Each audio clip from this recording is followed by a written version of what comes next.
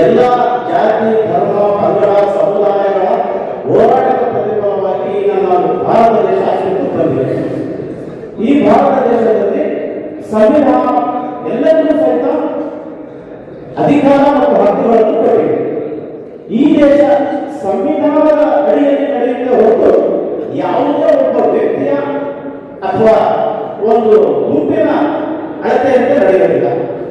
ನನ್ನ ಭಾರತದ ಸಂವಿಧಾನ ಪ್ರತಿಯೊಬ್ಬರಿಗೂ ಸಹ ಮತದಾನ ಮಾಡುವ ಹಕ್ಕನ್ನು ಕೊಟ್ಟಿದೆ.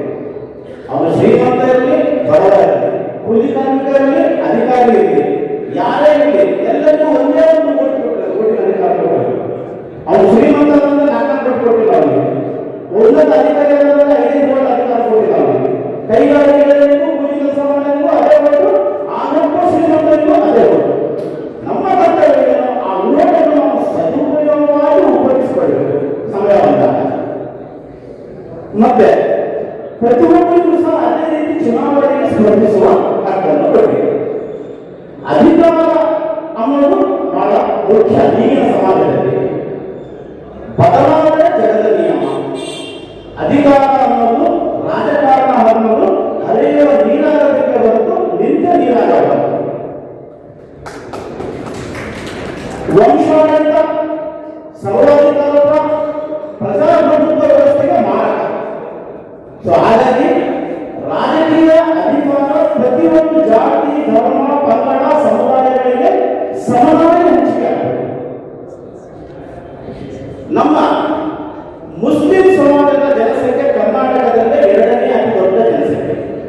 ಆ ಜನಸಂಖ್ಯೆಯ ಆಧಾರದಲ್ಲಿ ನಮಗೆ ಕಡಿಮೆ ಅಂದ್ರೆ 35ರಿಂದ 40 MLAಗಳು ಆರಿಸಬಾರದು.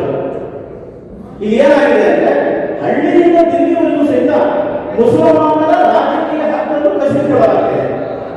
ಅದಕ್ಕೆ ನಾವು ಜಾಗೃತರಾಗಬೇಕು, ಒಗ್ಗಟ್ಟಿನಿಂದ ವರ್ತಿಸಬೇಕು. ಕೆಲವೇ ಕೆಲವು ಬೆರಳಿಕೆಯ ಕೋಮವಾದಿ ಶಕ್ತಿಗಳು ನಮ್ಮ ರಾಜಕೀಯ ಹಕ್ಕನ್ನು ಹೊರತು ಉಳಿದೆಲ್ಲ ಸುಮಾರು 80-90% ಹಿಂದೂ ಬಾಂಧವರು ಜೊತೆಗಿದ್ದಾರೆ. ಅದು ಈ ದೇಶದ ಒಂದು ಸೌಂದರ್ಯ. ನಮ್ಮ ಕರ್ನಾಟಕದಲ್ಲಿ ಅದರಲ್ಲೂ ದಾವಣಗೆರೆಯಲ್ಲಿ ಜಾವಳವಾದಲ್ಲಿ ಅಹಿಂದ ಮತಗಳು ಸುಮಾರು 80ರಷ್ಟು ಇವೆ. ನಾವು ಸುಮಾರು 25-30 ವರ್ಷಗಳಿಂದ ನಾವು ಗೆಲ್ಲಿಸಿಕೊಂಡು ಬರ್ತಾವೆ.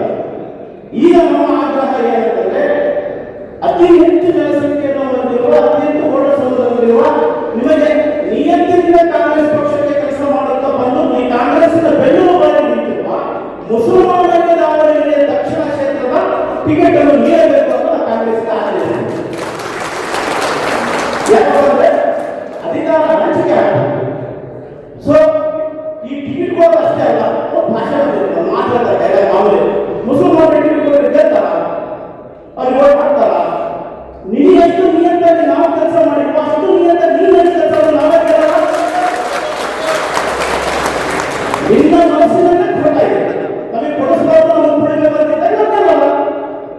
ಕಾಂಗ್ರೆಸ್ ಹೈಕಮಾಂಡ್ನವರಿಗೆ ಸಿಗಿ ಕೊಡೋದಷ್ಟೇ ಅಲ್ಲ, ಆಯಾಕಟ್ಟಿನ ಸ್ಥಳದಲ್ಲಿ ಸೂಕ್ತ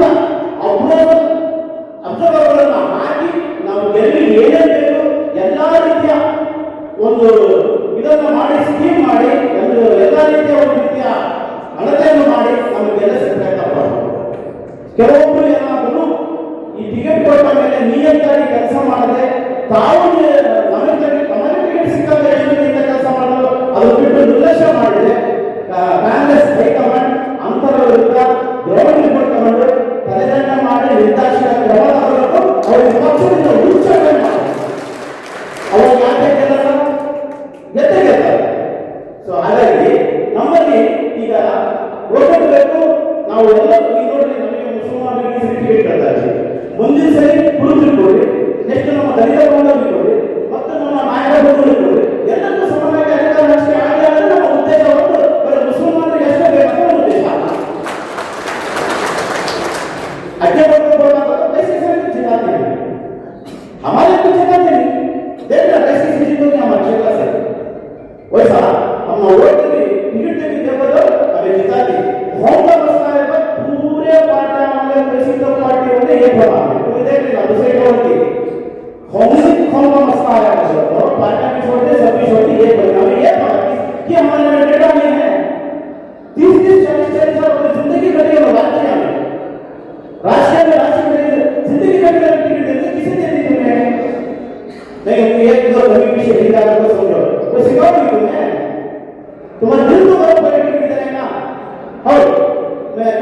हुआ चालू, हमारा एमएलए कैसा था, वफादार होना, ईमानदार होना, दमदार होना, जोरदार होना। ಈಗ ತಾವು ಜಡ್ಡು